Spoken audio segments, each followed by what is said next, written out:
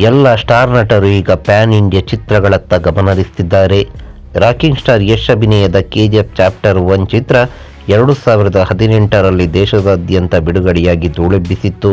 ಕನ್ನಡ, ಹಿಂದಿ, ಮಲಯಾಳಂ, ತೆಲುಗು ಮತ್ತು ತಮಿಳಿನಲ್ಲಿ ಈ ಚಿತ್ರ ತೆರೆ ಕಂಡಿತ್ತು.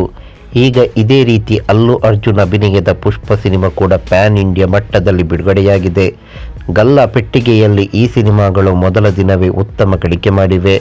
ಹಿಂದಿ ವರ್ಷನ್ನಲ್ಲಿ ಪುಷ್ಪ ಮತ್ತು KGF ಸಿನಿಮಾಗಳ ಆದಾಯವನ್ನು ಹೋಲಿಕೆ ಮಾಡಲಾಗ್ತಿದೆ. ಹಿಂದಿ ಪ್ರೇಕ್ಷಕರು ಫಸ್ಟ್ ಡೇ ಯಾವ ಚಿತ್ರಕ್ಕೆ ಹೆಚ್ಚು ಮನಸೋತಿದ್ದಾರೆ? ಇಲ್ಲಿದೆ ಸಂಪೂರ್ಣ ವಿವರ. 2018 ಡಿಸೆಂಬರ್ 21ರಂದು KGF ಭಾಗ 1 ಚಿತ್ರ ಬಿಡುಗಡೆಯಾಗಿತ್ತು. ಯಶ್ ಅಭಿನಯದ ಈ ಚಿತ್ರದ ಎದುರು ಶಾರುಖ್ ಅಭಿನಯದ 0 ಚಿತ್ರ ತೆರೆ ಕಂಡಿತ್ತು. ಆದರೂ KGF ಜಗ್ಗಲಿಲ್ಲ. ಮೊದಲ ದಿನವೇ ಹಿಂದಿ ಅವತರಣಿಕೆಯಿಂದ 2,10,00,000 ಆದಾಯ ಹರಿದು ಬಂದಿತ್ತು. ಹಿಂದಿ ಅವತರಣಿಕೆಯಲ್ಲಿ 8 ವಾರಕ್ಕೂ ಹೆಚ್ಚು ಕಾಲ ಪ್ರದರ್ಶನ ಕಂಡ ಈ ಚಿತ್ರ ಹಿಂದಿ ವರ್ಷನ್ನಲ್ಲೇ ಗಳಿಸಿದ್ದು ಬರೋಬ್ಬರಿ 44 ಕೋಟಿ ರೂಪಾಯಿ.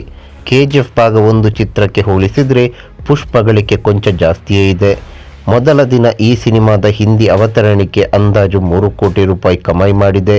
ಈ ಸಿನಿಮಾವನ್ನು ಸರಿಯಾಗಿ ಪ್ರಚಾರ ಮಾಡಿಲ್ಲ ಎಂಬ ಆರೋಪವೂ ಇದೆ. ಮಹಾರಾಷ್ಟ್ರದಲ್ಲಿ ಇನ್ನು ಚಿತ್ರಮಂದಿರಗಳಲ್ಲಿ 50% ಆಸನ ಭರ್ತಿಗೆ ಅವಕಾಶ ಮಾಡಲಾಗಿದೆ. ಇದರ ಮಧ್ಯೆಯೂ ಪುಷ್ಪ 3 ಕೋಟಿ ರೂಪಾಯಿ ಗಳಿಸಿದೆ. ಮುಂದಿನ ದಿನಗಳಲ್ಲಿ ಎಷ್ಟು ಕಲೆಕ್ಷನ್ ಆಗಬಹುದು ಎಂಬ ನಿರೀಕ್ಷೆ ಇದೆ.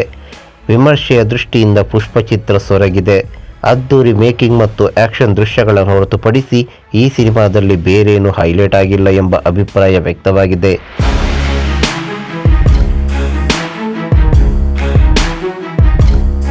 ಈ ಮಾಹಿತಿ ನಿಮಗೆ ಇಷ್ಟವಾಗಿದ್ದರೆ ಲೈಕ್ ಮಾಡಿ, ಶೇರ್ ಮಾಡಿ, ಹಾಗೆ ನಮ್ಮ ಕೋಸ್ಟಲ್ ಕನ್ನಡ ಯೂಟ್ಯೂಬ್ ಚಾನಲ್ಗೆ ಸಬ್ಸ್ಕ್ರೈಬ್ ಮಾಡಿ.